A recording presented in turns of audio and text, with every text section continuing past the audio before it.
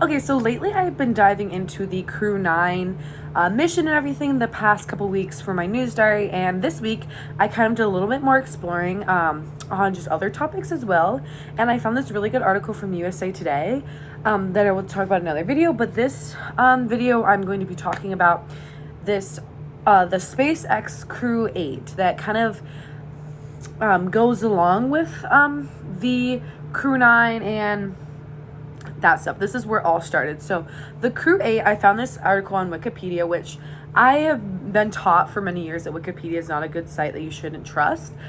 But my other journalism teacher in Journal 108 suggested that we should start using Wikipedia more and that it's a trusted site. So I tried, I'm going to do that, and it had a lot of good information. So I was like, you know what? I'm going to, take her word for it. So if I get it, if it's bad, that's what I've been taught, but she said that it's not bad. So I'm giving it a shot. Anyways, besides that, I read this article about SpaceX Crew 8, which is a crew that launched off on March 4th, 2024, and was basically sent up there. It's was the 8th commercial flight, 13th overall orbital flight of Crew Dragon spacecraft that it launched then, and there was 4 people on the flight, and then it ended up getting extended because of what connects to Crew 9, which was the Boeing Crew Flight Test, which was basically a crew of 2 people, which goes with a different Wikipedia article because it got sent me to a different article. Well, it didn't send me. I clicked on the other article so I could, read some more about the Boeing Crew Flight Test, which launched on June 5th, 2024. And basically was a mission of 2 astronauts, Barry Wilmore and Suita Williams. And they launched and they were supposed to return. They were only supposed to be on a 10-day mission, and they were supposed to return 10 days later, but there were some problems with the spacecraft. So they ended up the spacecraft got sent back. I think they're staying at a space station right now currently. They're staying at the International Space Station, but it was only supposed to last 8 days and on June 14th. So the capsule's thrusters malfunctioned. So now after 2 months of investigating, the spacecraft got sent back down on September 7th, 2024. And basically the Crew 8 crew got extended a couple more months so that they could kind of help out the Boeing crew flight test for this mission. And it says that Crew 8 will undock after Crew 9 docks, and which will be no earlier than September 26th. And the Crew 8 capsule will be outfitted to accommodate 2 extra astronauts if an emergency occurs prior to Crew 9 docking.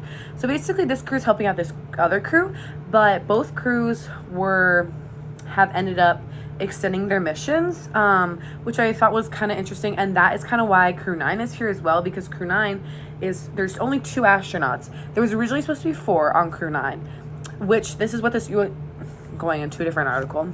The USA, so this article is SpaceX Crew 8 and the Boeing Crew Flight Test. Those are the 2 that I just talked about.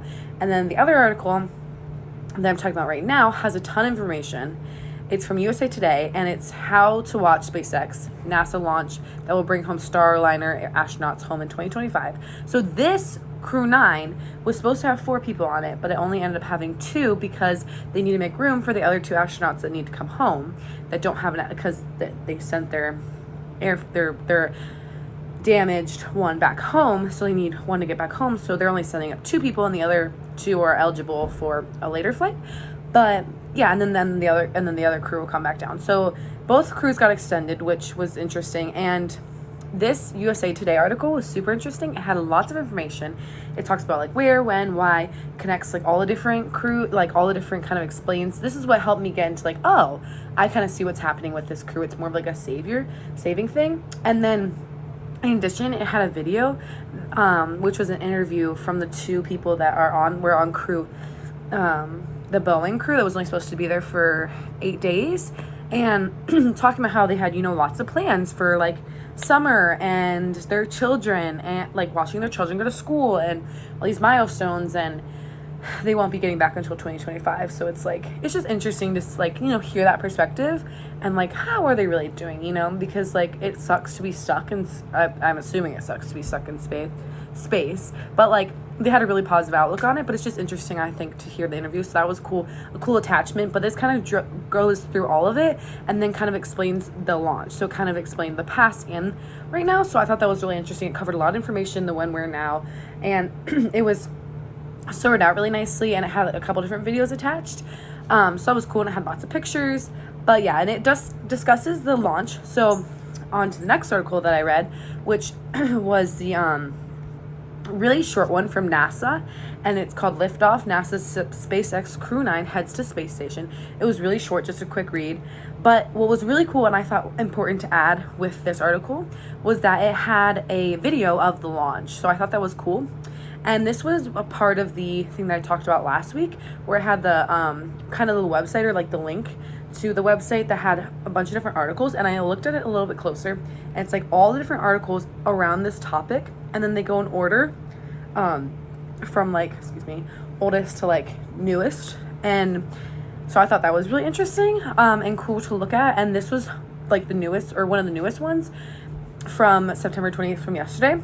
And it was really cool because it just discusses a little bit how the spacecraft launched at 1:17 p.m. on Saturday. So, you know, when, where, at the Canaveral Space Force Station in Florida, and kind of like just talking about that. And then it kind of talks, and then it just gives the video, has a little bit more information, and then it like sends you kind of to the next article, which talks about like how the one spacecraft went down, came back, and the other one's like going up, which I thought was cool. And then it was just really cool to just see the video of it launching, because I wasn't able to watch it live.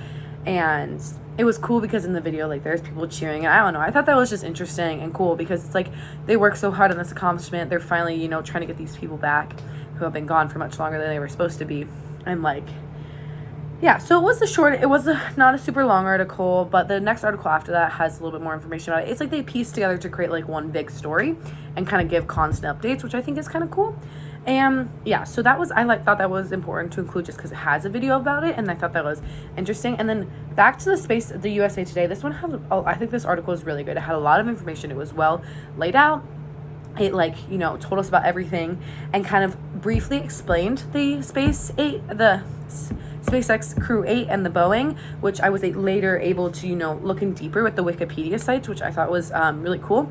And yeah, so I really like this, and I think I'll be looking for more space news in the future on USA Today, because all my news has been found from like NASA, because I thought that'd be like the most important source. But I really did like the way they wrote this article, and I think it was clear and was a little bit more helpful than the articles I've read in the past. But NASA is really short and sweet, but I do like the thing that it had. Now, lastly, sorry, I've talked a lot, but I found this really cool site that I will link, and it says basically it's from, well, I don't really know who's in space. That's literally the name of the website, and it's literally says like how many people in space, how many people are in space right now, and like what their like launch was, like when they went out launched, and then it says like the time and number of days they've been in space in total. So like, might not just be this trip, but there's currently 14 humans in space, and they show all the different like crews, which I thought was such an interesting site. They show like Crew 8, they show the Starliner that has the 2 people, and then they even show like some other ones like ISS Crew 9, which is the one that just launched yesterday. And yeah, so I thought this was just really cool to see, and was just a nice little addition. It's not really it's not really an article, so I didn't like count it as an article, but I found it kind of, when I was looking at it, kind of clears everything up, like who's in space right now, what are these different, you know, people. And I think it's important to know, if you look at the website, that the total time in space that's under the person is like their total time, not how much they've spent, because they're all different, even if they're on the same crew. So yeah, so I thought that was really interesting. I found a lot of information this week.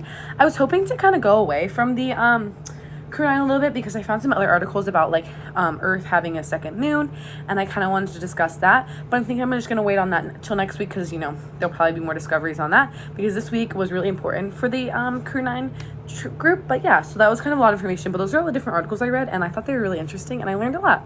So yeah, thank you for listening, and I'll see you next week. Bye.